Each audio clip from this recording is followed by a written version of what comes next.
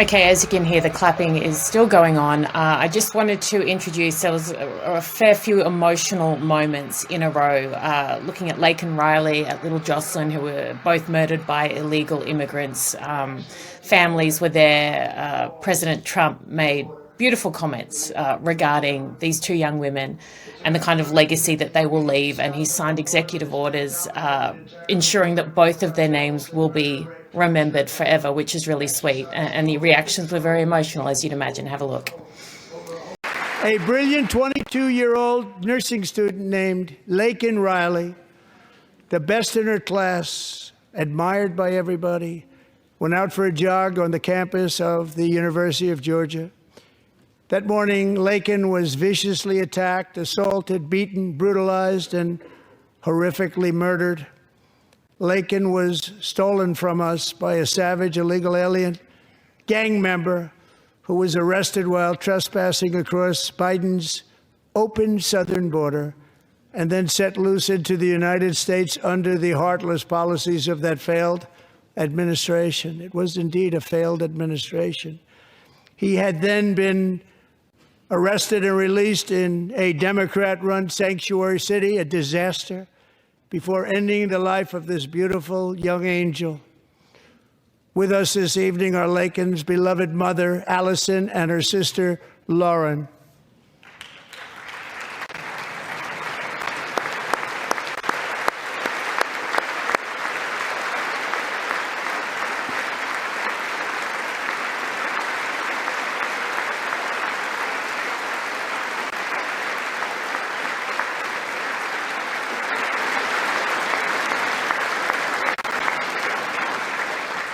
Last year, I told Laken's grieving parents that we would ensure their daughter would not have died in vain. That's why the very first bill I signed into law as your 47th president mandates the detention of all dangerous criminal aliens who threaten public safety. It's a very strong, powerful act.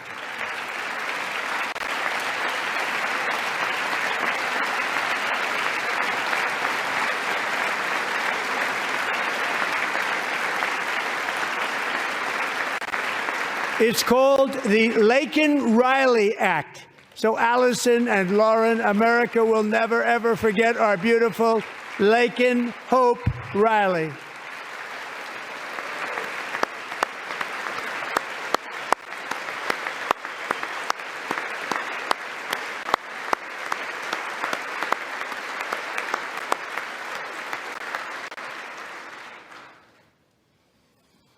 Thank you very much. The media and our friends in the Democrat Party kept saying we needed new legislation. We must have legislation to secure the border. But it turned out that all we really needed was a new president.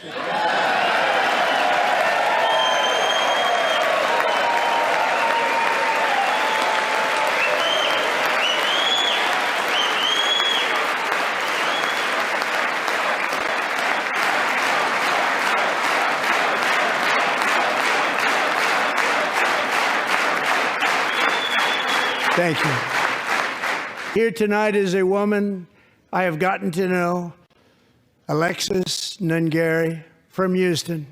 Wonderful woman. Last June, Alexis's 12-year-old daughter, her precious Jocelyn, walked to a nearby convenience store. She was kidnapped, tied up, assaulted for 2 hours under a bridge, and horrifically murdered. Arrested and charged with this heinous crime are two illegal alien monsters from Venezuela, released into America by the last administration through their ridiculous open border. The death of this beautiful 12-year-old girl and the agony of her mother and family touched our entire nation greatly. Alexis, I promised that we would always remember your daughter, your magnificent daughter, and earlier tonight, I signed an order keeping my word to you. One thing I have learned about Jocelyn is that she loved animals so much. She loved nature. Across Galveston Bay, from where Jocelyn lived in Houston, you will find a magnificent national wildlife refuge, a pristine, peaceful, 34,000-acre sanctuary for all of God's creatures on the edge of the Gulf of America. Alexis, moments ago, I formally renamed that refuge in loving memory of your beautiful daughter, Jocelyn. So, Mr. Vice President, if you would, may I have the order?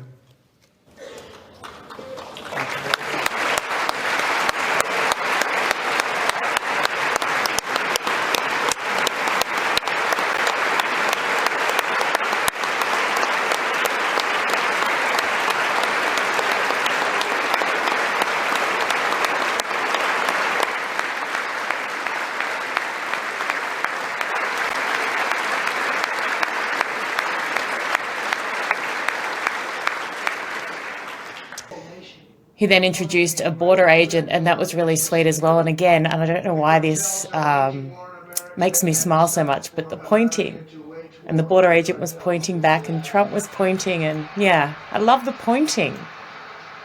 With us this evening is a warrior on the front lines of that battle, Border Patrol Agent Roberto Ortiz. Great guy.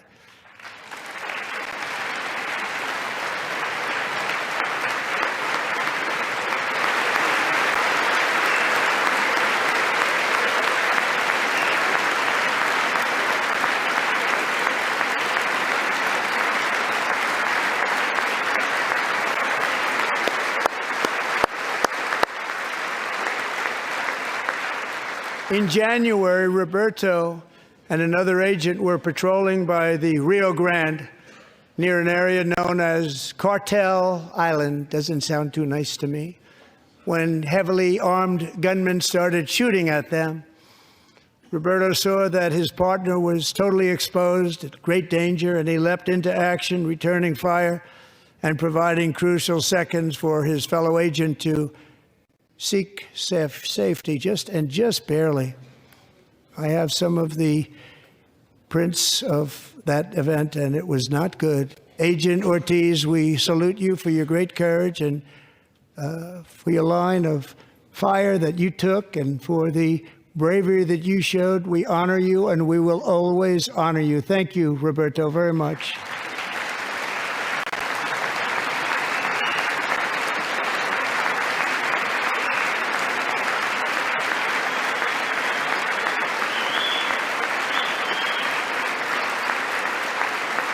Thank you, Roberto. And I actually got to know him on my many calls to the border. He's a great gentleman. Okay, so the most emotional moment, I've got tears. This little boy, DJ, who's 13, obsessed with being in the police force. He's wearing a little police uniform. Donald Trump just gave him a shout out and mentioned that he'd survived for years with this brain cancer that they said would kill him basically within months. And then in front of everyone, he announced that he would be made an honorary member of basically the special police force, the Secret Service, which is just so beautiful. And his eyes, watch the reaction of his eyes when Donald Trump says this during his speech. It's really emotional. And then he gives the guy a beautiful hug. It's, really sweet moment. Joining us in the gallery tonight is a young man who truly loves our police. His name is DJ Daniel. He is 13 years old, and he has always dreamed of becoming a police officer.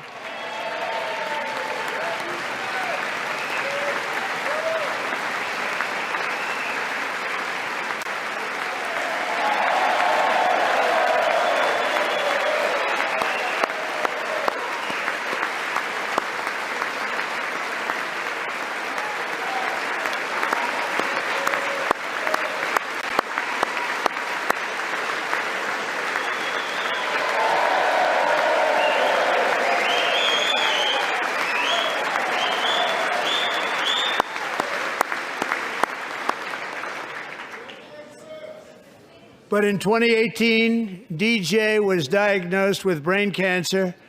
The doctors gave him 5 months at most to live. That was more than 6 years ago.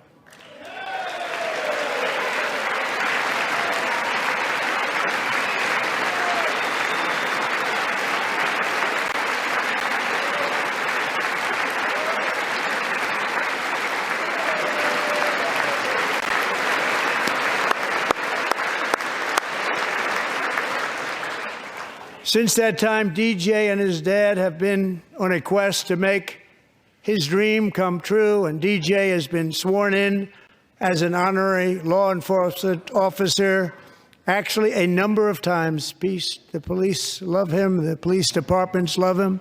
And tonight, DJ, we're going to do you the biggest honor of them all. I am asking our new Secret Service Director, Sean Curran, to officially make you an agent of the United States Secret Service.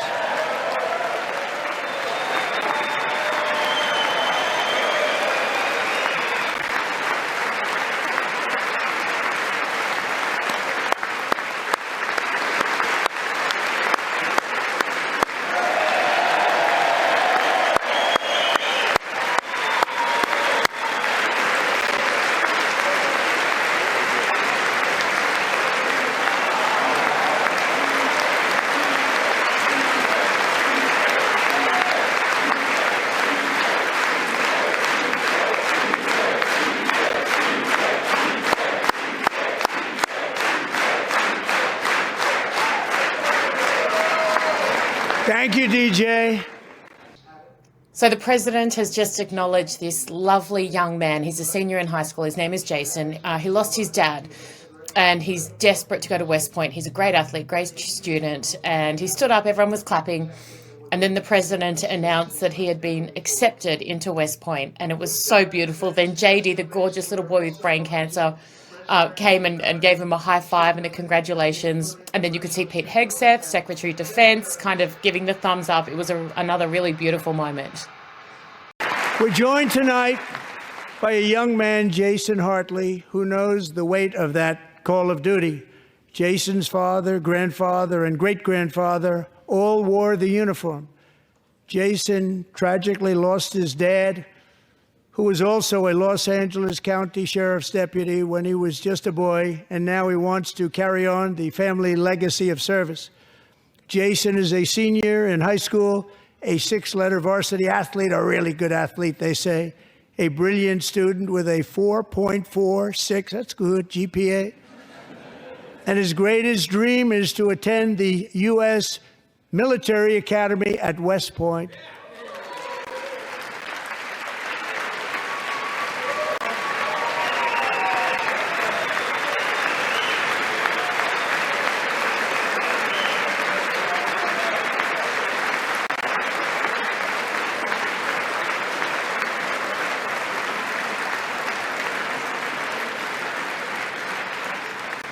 And Jason, that's a very big deal getting in. That's a hard one to get into. But I'm pleased to inform you that your application has been accepted. You will soon be joining the Corps of Cadets.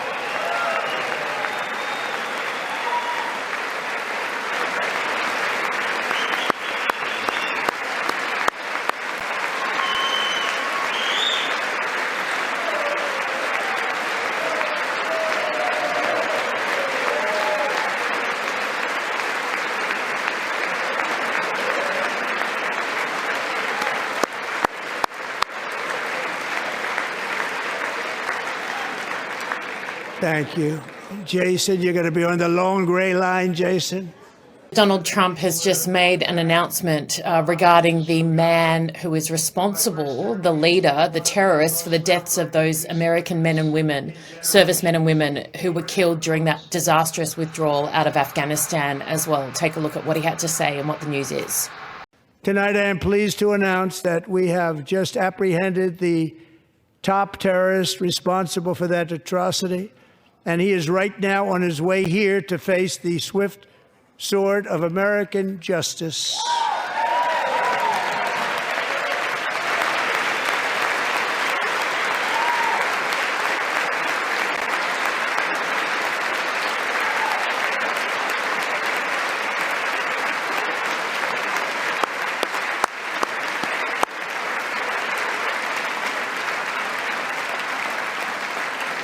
And I want to thank especially the government of Pakistan for helping arrest this monster. This was a very momentous day for those 13 families who I actually got to know very well, most of them, whose children were murdered, and the many people that were so badly, over 42 people, so badly injured on that fateful day in Afghanistan. What a horrible day. Such incompetence was shown that when Putin saw what happened, I guess he said, wow, maybe this is my chance. That's how bad it was. Should have never happened. Grossly incompetent people. I spoke to many of the parents and loved ones, and they're all in our hearts tonight. Just spoke to them on the phone. We had a big call. Every one of them called, and everybody was on the line, and they did nothing but cry with happiness. They were very happy. So another really emotional moment, there's so many of these. Marc Fogel, the man who was in prison in Russia for not having done a thing wrong. Remember, President Trump met his 90-something-year-old mother at a rally, I think, or an event, and promised her that he would bring her son home. So he's there. The beautiful mum, Delphine, I think her name is there as well. Have a look at this. It's another beautiful moment. If you want to end wars, you have to talk to both sides. Nearly 4 years ago, amid rising tensions, a history teacher named Marc Fogel was detained in Russia and sentenced to 14 years in a penal colony. Rough stuff. The previous administration barely lifted a finger to help him. They knew he was innocent, but they had no idea where to begin. But last summer, I promised his 95-year-old mother, Malphine, that we would bring her boy safely back home. After 22 days in office, I did just that, and they are here tonight.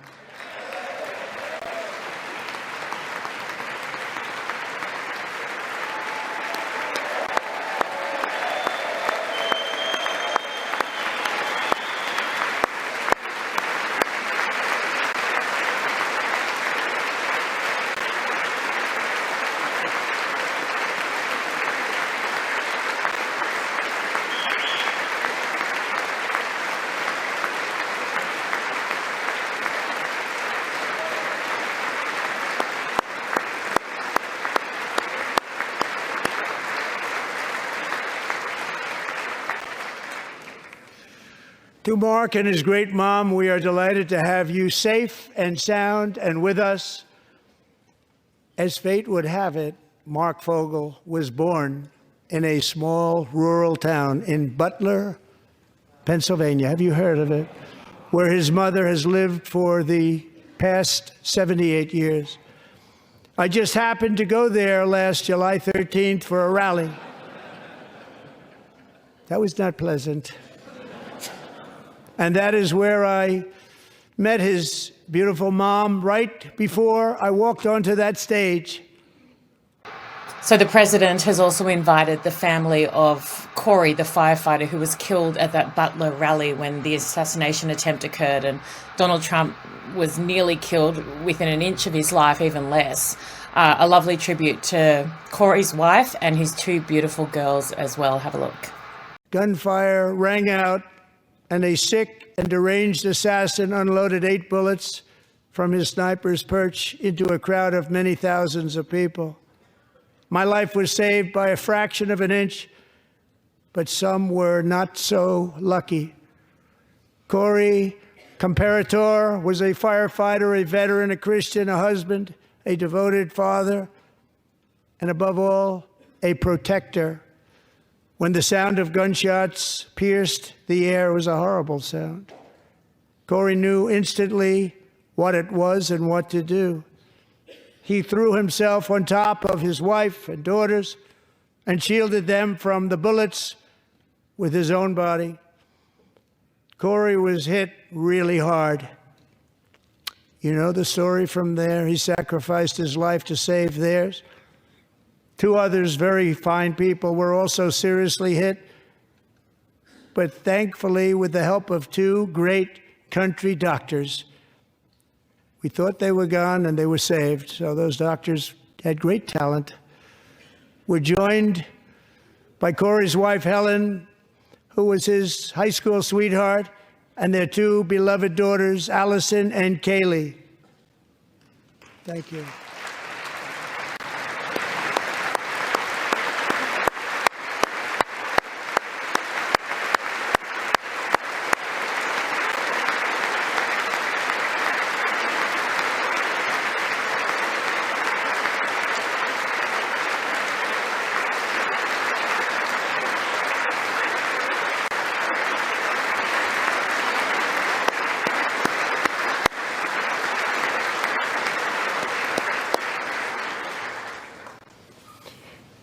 To Helen, Allison, and Kaylee, Corey is looking down on his three beautiful ladies right now, and he is cheering you on. He loves you. He is cheering you on. Corey was taken from us much too soon, but his destiny was to leave us all with a shining example of the selfless devotion of a true American patriot. It was love like Corey's that built our country, and it's love like Corey's that is going to make our country more majestic than ever before. I believe that my life was saved that day in Butler for a very good reason. I was saved by God to make America great again. I believe that. Thank you. Thank you.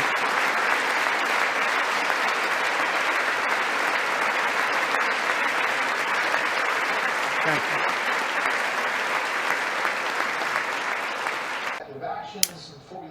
Okay, so Donald Trump has just finished his address, and look, he was very different at the end than how he started in terms of tone and rhetoric. He was less off the cuff. He'd obviously prepared a much more emotional statement, a strong statement. He wanted to inspire people at the end, and the words were beautiful that he used. Very interesting, though, right at the end, very powerful finish, very strong. Before he'd even said the last word, the Democrats had already turned their backs and started to walk out. So, look, pretty petty from them. I know that both sides of politics can engage in pettiness, but come on. Look, overall, I thought he did brilliantly, and I say that knowing full well that this is a prepared speech, that it is a speech where he is essentially talking about all the wonderful things that he has done. It is his perspective on this. There's no kind of no one debating him in real time or interjecting, except old mate who was kicked out a little bit earlier.